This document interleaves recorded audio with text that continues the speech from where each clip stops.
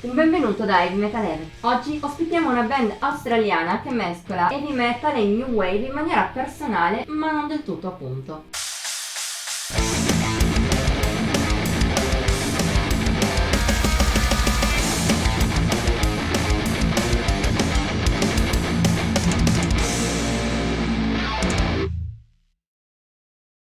Heavy metal e new wave, due generi che sembrano avere poco o nulla in comune, a parte l'aver avuto l'apice del successo negli anni '80.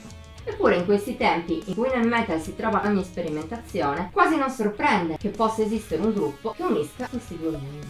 Come effettivamente sono gli australiani Imperator. Nati nel 2022 a Perth per idea di Zoran Kunjak, da allora hanno fatto in tempo a pubblicare già due full length. Dopo l'omonimo del 2023, il secondo, Nation Rise, è uscito a Natale dell'anno scorso. Al di là dell'immaginario riferito agli antichi romani presente nel nome del gruppo come nell'estetica degli artwork, il suono è molto modernista. Unisce da un lato un heavy metal non troppo distante dalla tradizione, seppur aggiornato con una registrazione attuale, e dall'altro elementi new wave.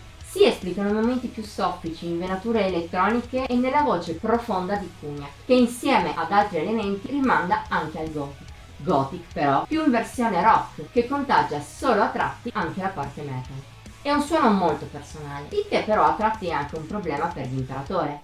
Al suo interno, infatti, oltre agli elementi citati, il gruppo tende a sperimentare con tanti influssi, dal post-punk all'industrial, dall'elettronica all'hard rock, affacciandosi a volte persino all'avanguardia. A tratti è anche troppo. Se preso nel complesso, Nation Rise sembra a tratti mancare in una direzione davvero forte. Ed è un peccato, perché ogni brano a sé stante ha molto da dare e rivela la bravura che il gruppo australiano possiede a livello di scrittura e di personalità. Sono molti gli esempi che si possono prendere, a partire dalla opener Tear Down This Wall.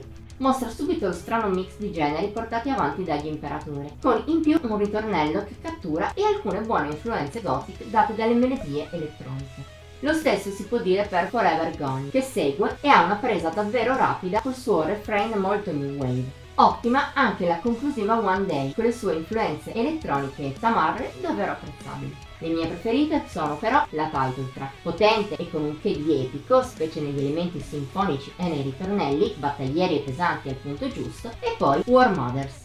Ha un grande pathos, dato da nuovi influssi gothic metal, i più estensivi del disco, sia nelle tastiere che nelle melodie e nei riff di chitarra. Purtroppo altre tracce nella scaletta mi hanno impressionata meno. E in generale, bilanciando pregi e difetti, Nation Rise è un album uscito solo a metà.